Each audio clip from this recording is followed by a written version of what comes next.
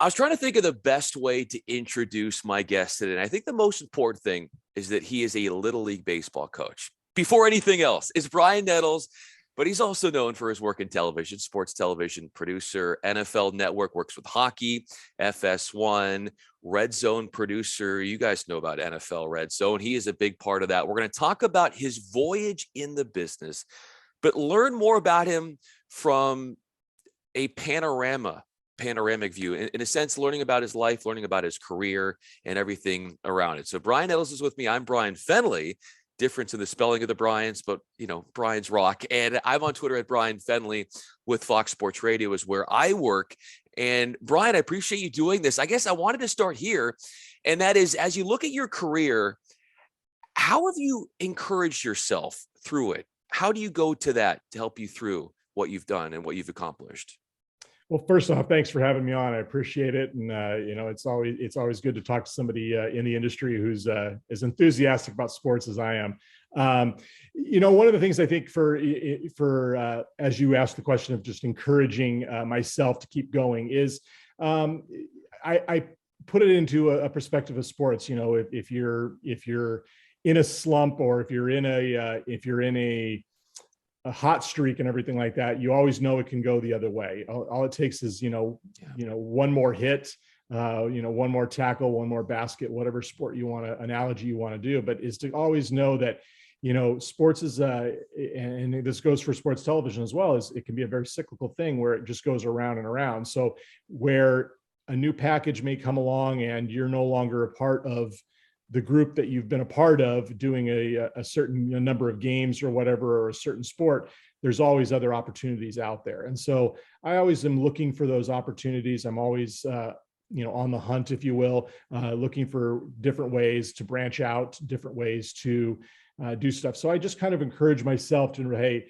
you know what, maybe not doing as well right now, or remind myself if I am doing well, hey, this can go away real quick, and just say, hey, let's keep going. Let's try this. Let's talk to these people. I know enough people in this industry, in the sports industry, in the sports television industry, that there's a lot of contacts that I can say, hey, what's next on the menu? What's down the line? What do we have coming this fall? What do we have coming this spring? So I always try and keep my head above water and keep the perspective that it can turn around real quick. When is a moment when it did turn around for you, Brian, specifically, and that pick-me-up moment for you when you found that next step in your career that you were coveting? Well, I think one of the biggest ones was I was on the LA Dodgers broadcast back when they were on Prime Ticket before they went to Spectrum in 2014. So 2013 was the final year that I was on there, and I'd been on there since 2004. And it was a big change because baseball was something that you do every single day when you're televising baseball. And so, you're doing, I don't think people, they look at it as the players and stuff like that, but they don't look at it as much as the media members and say that, that we're following along as well. And so on that television end, we are doing every night, every game. You'd come home from a road trip and turn around and you're doing, you're up at Dodger Stadium that next day as well. And then when that homestand ends, you're jumping on the bus and going to the plane and going on. So that was one of the things that really changed when that went away and Spectrum was looking for some of their own people. And I got the opportunity to go work at the NFL Network. And that came just through contacts, and talked with them. And it just happened to be that they were looking for somebody to help out on Thursday Night Football.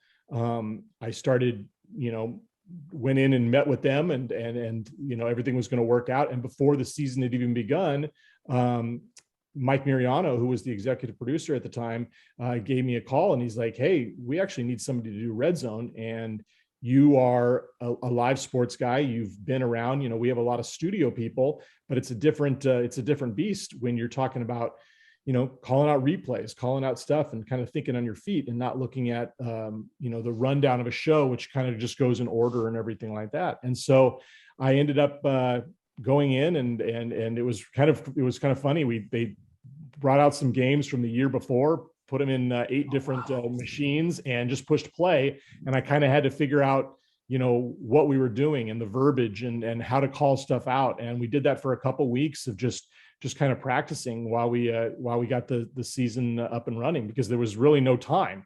I think I got the call in late July, and obviously football starts in September. So it was a crash course in learning how to do Red Zone. And I just finished my 9th year working with that, and it's an absolute pleasure. I work with and there's 2 versions of Red Zone. There's the one on DirecTV with Andrew Siciliano, who's he was great to work with at NFL Network as well. I work many games with him, as well as the version I work on, which is with Scott Hanson. And if you've ever watched Red Zone, it is football on Jolt Cola. I mean, it is all over the place, and it's controlled chaos, and it's an absolute pleasure. I'm blessed to work on it, and blessed for the opportunity every year to keep doing what I'm doing. Brian Nettles is with me. I'm Brian Fenley. I want to ask you about the talents of Scott Hanson, one of the best, is one of the many you've worked with. But I want to go back to you and sort of that training you had to take on your work at Red Zone, where they threw all these games together, and here you are trying to sift through it. Multitasking has to be at the core of one of your great talents in order to deal with such a project. So how at home, away from work, have you been able to multitask sort of like a Red Zone setup where you've got multiple things happening at the same time, whether it's kids, they're doing that, and you're able to perform and able to get the job done?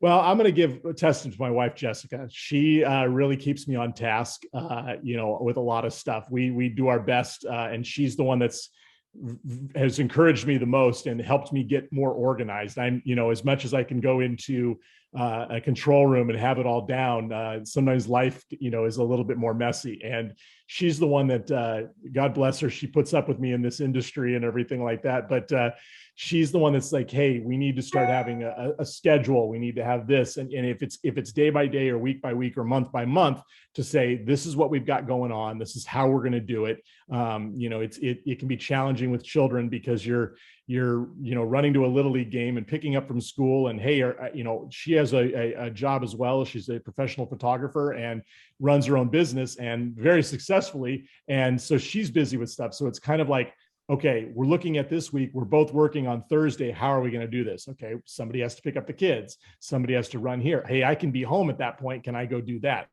So it's just a lot of, it's a juggling act. And so maybe that's something that kind of helps me out with going into the control room with Red Zone, when you're looking at, 8 or 9 or 10 games, at the same time, and just figuring out what I need to be showing, what's the importance. And that's, I think, the same thing with life is, okay, what do I need to be concentrating on right now?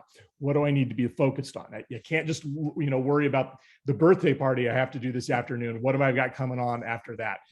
Is the homework done? We have little league practice. Is all the gear put together? So it's just kind of trying to stay organized. And she's the one that really, as my life changed from a single guy in the sports industry, in sports television industry, into being a married man with 2 children, she's the one that says, hey, we can make this work, but we have to be more organized at that. In being a married man, and just from your wife's presence alone, how has she made you, Brian, a better producer? I think kind of what I mentioned, she's made me better organized. She's taught me how to speak with people better, and just, get my thoughts in order and everything like that. Whether it's, hey, I need to talk to this guy about how to do his job better. She'll say, okay, well, what are you going to say to him? And I'll say it, and she'll say, no, that's not the best way to go about it.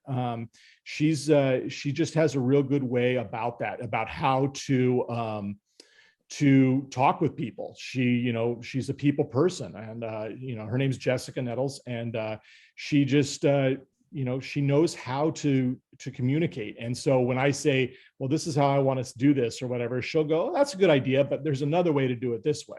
And I think that's one of the things, she's kept me organized. She's made me get organized, because, where I think, hey, we're fine doing it this way, she'll go, that's not the best way to go about this. And so I'm blessed. We've known each other a long time. We've been married now for over 10 years, and with our 2 boys, and raising children can be a challenge unto itself. And so it's sometimes her going, hey, you need to talk to the boys a little bit better. Instead of getting frustrated and raising your voice, you may need to say, hey, give me a couple minutes, calm down and say, okay, let's go about it. We're doing our homework the wrong way, or we're doing this, or, hey, let's try and start this a little earlier tomorrow so that we can be ready. And so that's really where I am very thankful for her to help me every day on that stuff and just remind me and keep pushing me. And I think that's what we do. We push each other. She's at a conference right now for photography, and I push her to do stuff and everything like that, to keep working and keep doing stuff that she's interested in, and not get discouraged if things are down. So I think that's something we've both brought to each other in our lives. It's a beautiful symbiotic relationship. Brian Nettles is with me. I'm Brian Fenley. I want to ask you you talked about how you talk to your kids about doing their homework. I want to ask you in a moment about how you talk to them when you're a little league coach. But back to Scott Hanson. Yes. And you said organization is something you've learned through a lot of your wife's presence and help and teachings. There's only so much you can organize when you've got all these games happening at the same time, when you're working RedZone with Scott. His professionalism, what is it like working with him? Scott is an amazing talent. And he is an encyclopedia of football. I gave up a long time ago trying to out-knowledge him on football. That was never going to happen. And I don't just mean like NFL history. I'm talking about football strategy and stuff like that. I know enough about it, and more than obviously most people, but there's times where, we start our meetings off on Sunday at 8:00 in the morning, 2 hours before we kick off on the shows on the air. And we go through, game by game, but we do a lot of history and a lot of, Scott's really big into trivia and stuff like, hey, do you remember, who's the quarterback at this point in, 1993 and that had this many numbers and things like that. And he's very big into that. And so I don't try and out Scott Hanson, Scott Hanson. And, he's excellent to work with on that. And so we kind of, we both push each other along, the show is a grind. We, from the morning when you go on the air, from the meeting at 8:00 and then on the air at 10 to going off the air at 5. It is a team effort. And I don't want to take that away from anybody on our team. We have the best working crew in television. And there's a lot of people that put a lot of heart, a lot of effort into the show. And whereas Scott's the one on camera and everybody tweets at him and tries to talk with him about stuff. And why didn't you go there and do that? There's reasons. And a lot of it is on me, because I'm the one that's saying we're going somewhere. So Scott and I work real well together. He's a total pro. He knows what he wants and how he wants to do it. And, 99% of the time we're on the same page. And when we're not, we'll butt heads every once in a while, but at the same time, we look at it as we both talk to each other. It's sports, it's going into the huddle and, we're calling a play and they're like, no, we shouldn't do that. We should do that. And at the end of the day, we both know that the product is the most important thing. And, we feel that we put the best product out there, and it's an absolute pleasure to work with him. We mesh well together. We communicate well together. And he knows what I'm thinking most of the time, and I know what he's thinking most of the time. And we just, control the chaos as best we can with a wonderful crew. We have, I don't like to take any of the credit or all the credit or him take all the credit, because there's so many more people involved. We had a director who'd done it from day one. He just retired this past year, JD Hanson. And I mentioned that because the palm trees behind you remind me that he's living the life in Hawaii right now. And Dustin Stern, who was our assistant director, has taken over and just run the ball and moved the show along that much better. Our TD Emily, who we couldn't do this show without. She is Emily Van Sickle. She just does, she's 10 steps ahead of us at all times. And so having her on the show is, a pleasure as well, because I know that, hey, she's going to have this stuff done and ready. She's like, she can hear me. She knows this is what I'm thinking, and this is what we're going to be doing. And I'm probably leaving out 9 million people, and I'm not just going to go through names and check all the names, whether it's McCormick O'Mara and Mark Perez or Alan Flowers, who's our CP, who's oversees it and deals with all our sponsorship and stuff like that. And, make sure that we're doing what we're supposed to be doing. We have a really great group of people, and it comes from the NFL Network has, a lot of great people from the top down.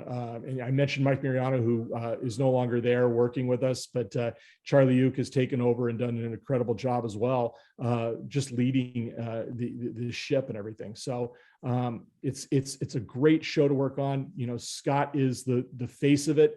He is the guy that, everybody knows, and I get to work with him also on the NFL draft. And, it's one of those things, we go out there on the stage. You don't see it on the television end. We're out there at site. So we've been in, Nashville, we've been in Chicago when it started as a road show, and we were just in Cleveland this last year. And, we just work well out there, like, hey, this is, here's some trivia that we can get the fans out there excited about, just kind of keep the audience going. And it's, if you've never been to the NFL draft, it's in Vegas this year, highly recommend it. It's just all football. There's so much stuff to do. It is a fan fest of all fan fests. And it's great. And so Scott's out there entertaining the crowd on that day 3, when not everybody knows, who we're talking about as we go through rounds 4 through 7. And he keeps that crowd entertained. And it's the job that he does every day on television, or on Sundays on television. And it's the job that he does when he's out in front of the fans. And he is passionate about the NFL. It is his sport. It is his league. And you can tell just by him doing the show. He brings the passion. You do as well, the rest of your team. You mentioned a couple of those who work with you. Mark Perez, Alan Flowers, they've both been on for conversations with me. Absolutely love those guys and love what you guys are doing. So you talked about how Scott is a know-it-all with trivia. He knows so much about NFL. If I were to ask you to write a trivia answer about something about your life that people would be astonished to learn, what would that be? Ooh, Brian, you throw out the tough questions here. I think, I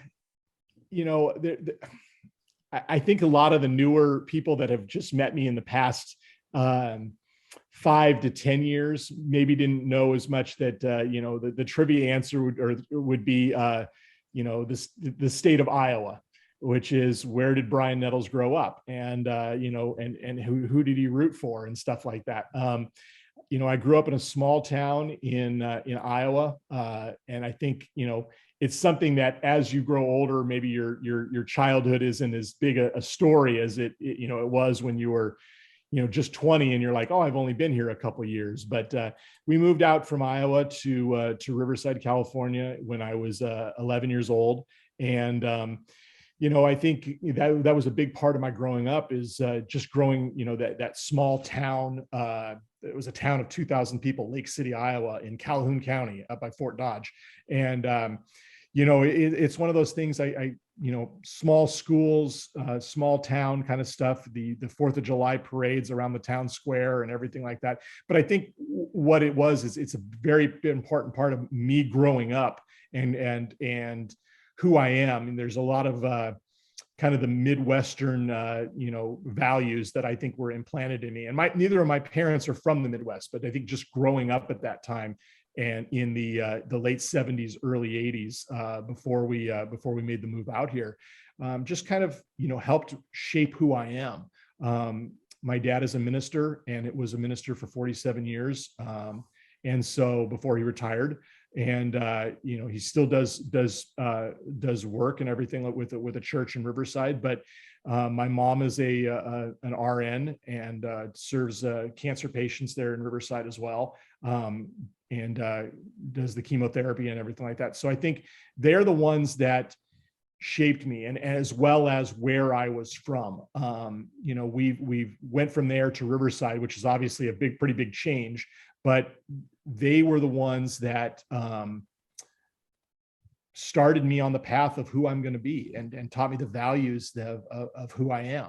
And so I am beyond thankful that they've taught me and continue to teach me to this day. They are a voice for me to talk to and sound off with and say, hey, you know, what do you think about this? And that continues. And I love and cherish every time I get to do that with them. They are the best grandparents to their grandsons and the best mother and father-in-law to my wife. And so it is something that I think really has formed who I am, and is the backbone of who I am is my family.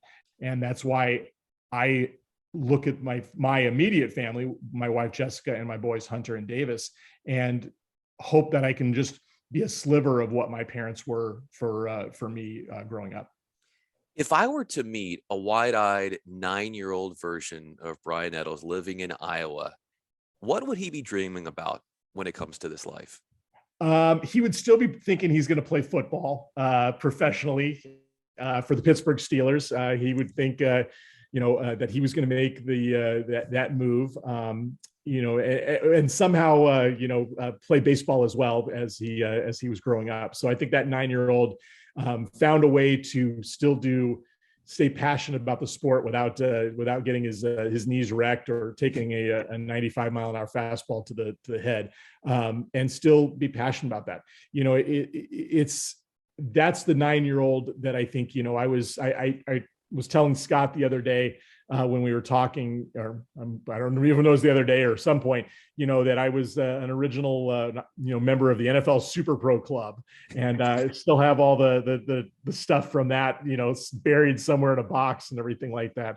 And as I grew up and started playing, Little League as well, beginning passionate about baseball. And then when we moved out to California, the LA Rams were still playing in Anaheim. The Angels were there with some teams back with Reggie Jackson and all that, and we got a chance to go to those games and Rod Carew and those mid '80s those teams and stuff like that. So I think one of the things that's been if you would have told the 9-year-old me that, hey, you're going to get a chance to work with and meet some of these people, you're going to get to sit down at a table and have dinner with Vin Scully, because you're working a Dodger game with him later that evening, or you're working with whoever it is, actually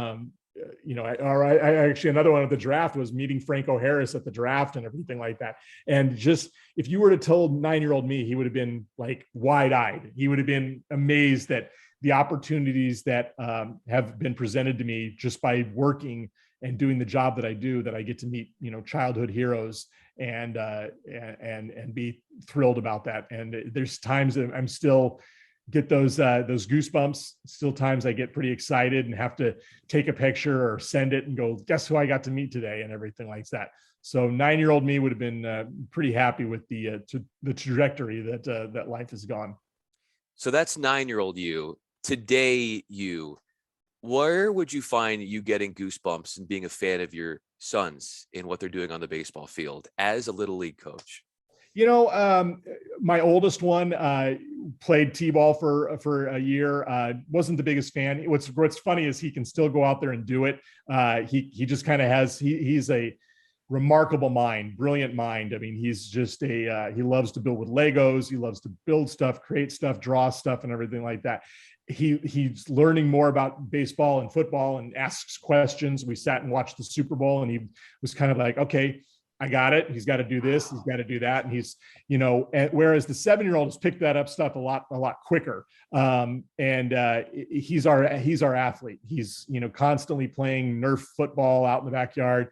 He loves Little League. He's played playing basketball on a set just here in the house and stuff like that, and shooting it. And he does a lot of the same stuff that I did, which is, 5 seconds to go, I got to make the shot, 5, 4, and he counts it out, and he's calling the game as well as playing the game. So it's stuff that I did as the 9-year-old, and both boys are incredible. I'm blessed to be their father. And that, Jessica is their mom. And it's something that we try and instill in them is just, that you get to have fun, you get to do this stuff, work hard, keep your head up. Our 7-year-old tends to get upset at himself when he does something wrong, or, he strikes out, or, he does, drops the ball. And it's like, keep your head up. Those are the learning moments. And, he just wants to do more, and he wants to play more, and he wants to get out there and everything like that.